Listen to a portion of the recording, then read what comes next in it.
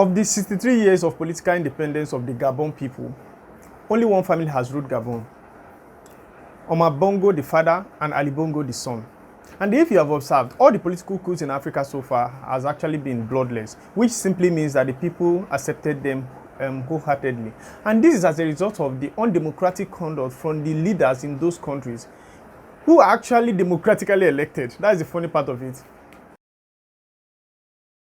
Hi, you're welcome to my YouTube channel where we dive into global topics. Today, we're going to dive into Africa and the coups that's actually been ravaging the continent, especially sub-Saharan Africa.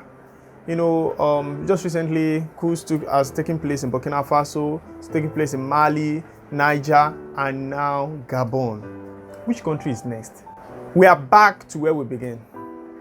We are back to political leaders' mismanagement of all the anti-colonial struggles and the gains we got since we came out of colonialism. From 1960, they imposed themselves on us as like unaccountable leaders. Should I call them just leaders? Unaccountable imperial leaders. They didn't care about mismanagement of our resources and why they are doing all this. The country keep going down the abyss, keep sinking, and it actually made the military to strike. I mean, if you check the 60s, we had a lot of military hidden here and there. But in the mid-80s and the early 90s, the military were pushed to the side. We were trying to demilitarize our regions, and we actually did. But what happened after the military left? One party system. One party will actually come and take over and remain in power and will be unaccountable to no one. And then it is as if all the gains we got through democracy, in quotes, have actually gone down the drain. So I asked this question: what is the hope for Africa? Someone said there is no difference between military rule and the democracy we practice in Africa. And I couldn't agree more with him. Because what is the difference? Let me highlight what happens in military rules and what happened in democracy, the kind of democracy we practice in Africa. One of the things that happen in military rule is that there will be suspension of the constitution, there will be subversion of institutions, there will be absence of rule of law, there will be absence of democratic choice. You won't have your choice, there will be repression, and there will be absence of press and free speech under military rule. Now, what happens under democracy as practiced in Africa?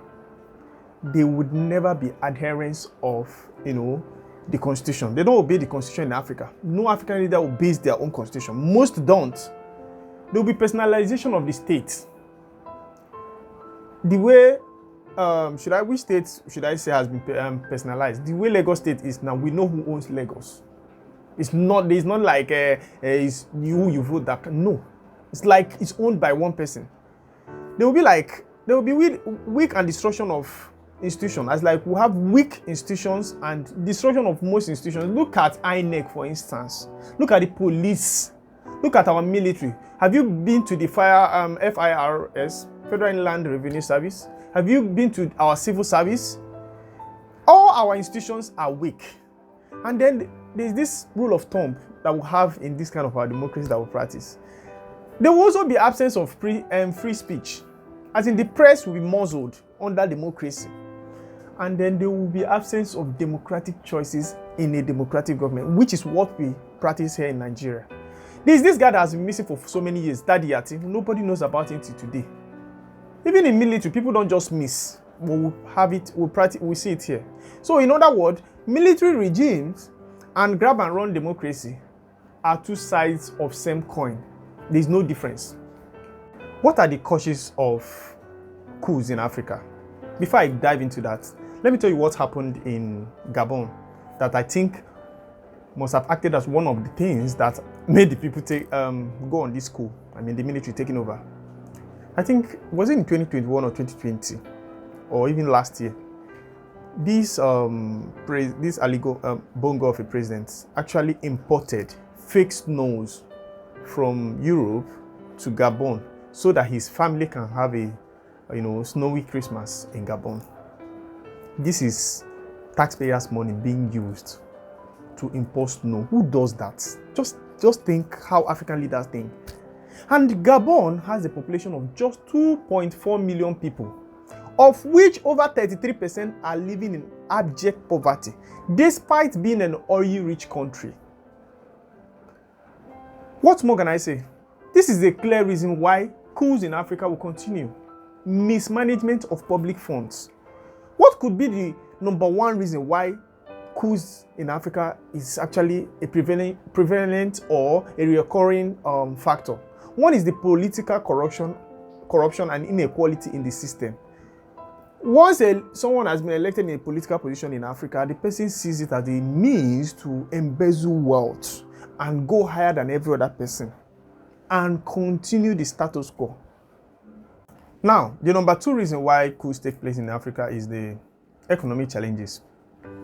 Like in Nigeria now, I think the unemployment rate in Nigeria is over 33%, and the full inflation is over 25, or I think 23 or 25%. Now, when there is unemployment, poverty, and limited economic opportunities, people will actually think like, first they will become frustrated and they'll be like, whoa, let everything scatter. Whoa, let's go. They don't even know the after effect of the coups, and they will be like, whoa, let everything just spoil, and they will go. And then the number three here is ethnic and religious tensions. Most times, people tend to endure pains, bad governance, incompetence when their own person is there. That is somebody from their own tribe or someone from their own religion. But when it's the other person that is there, they tend to try to like, no, they're not okay. And these things, if they are in the place of authority, they can use it against the other people. And of course, a coup is likely to take place from that. And then the number four here will be like the weak democratic institutions we have all over or across Africa. If you go to the civil service in our civil service, you find out that there's this system they practice, the quota system, where you bring someone from this region, someone from this place, and then there's no system, there's no institution in Nigeria that goes by merit. Everything is by quota. Now, when you look over, you take away competence and you are employing people or placing people in institutions by quota, just because you are from so and so place, you just have to be here. Then you are building a weak system, which when there is imbalance or frustration, people will use that, and the coup will just take place natural. These four things I highlighted are actually the reasons why coups will remain a constant and a recurring things or factors in Africa.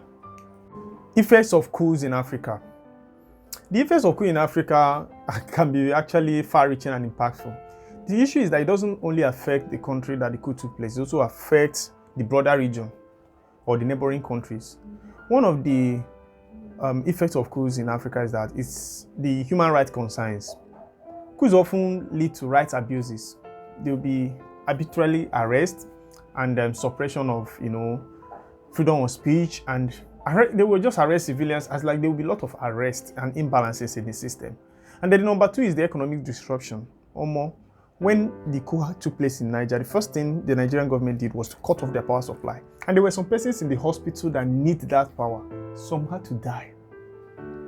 Now, when there is no electricity, the economic growth of such a coup nation will actually be stunted. And then the number three is the regional instability. Like in sub-Saharan Africa, if you observe now, all the French-speaking countries have been experiencing coups in line. You get? So the sub-Saharan African continent has actually been destabilized by these coups. And then the number four here is that international relation. We all know that the West are behind this one way or the other, but they are the ones giving most sanctions. This. So once a coup takes place, there are a lot of things that come with it. Now, let's talk about the solutions. What are the solutions to the incessant coups in Africa?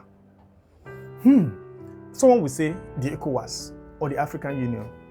But when we wonder where the African Unions and the ECOWAS were when this same Gabon actually,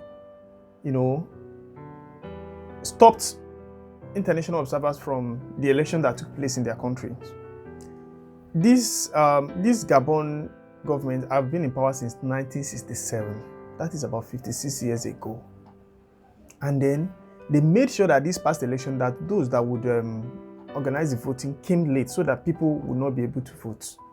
All these things, people saw it, but the African Union did nothing. The ECOWAS did nothing. They were only active when the coup took place because their Western fund donors are pushing them to come out. So, whether the African Union or the ECOWAS are out of the equation. Now, from my own perspective, based on what I have read and researched, the only panacea, let me use that word, or should I use panacea? Yeah. Or the only remedy to the coups in Africa is good governance. And Africans have to stop rigging elections. In fact, elections, if you have discovered, once the election is actually rigged in favor of the person in power, people will be so dissatisfied that they would actually look for just any way to remove the person there. It's happened in Nigeria. It's happened in Cameroon. It happened in Kenya. It happened in Gabon now. So if African politicians will not stop rigging elections, if they will keep mismanaging funds, I wouldn't know if coups in Africa will ever come to an end. I doubt. And before I round up what I've talked about now, I think I want to make us understand that during colonialism, the white man was like, they used force on us to keep us where we were then. But under neocolonialism, they actually seek for consent. Whatever the white man are doing in Africa today, he gave them consent to. Now, I just listened to or watched, I think I read it on Twitter, where the French army in Gabon have been asked to leave, and they say they won't leave. Now, they are giving them ultimatum to leave. Now, let's see if they will remain there. In conclusion, the recent coups in Africa is a combination of political, economic, and social factors, and it all lies wholly on the leaders or the leadership of Africa. So, guys, thank you so much for watching, for listening as I shed light on this crucial topic. If you find this topic interactive or educative, please don't forget to like, share, and subscribe. Until next time, see you. Bye.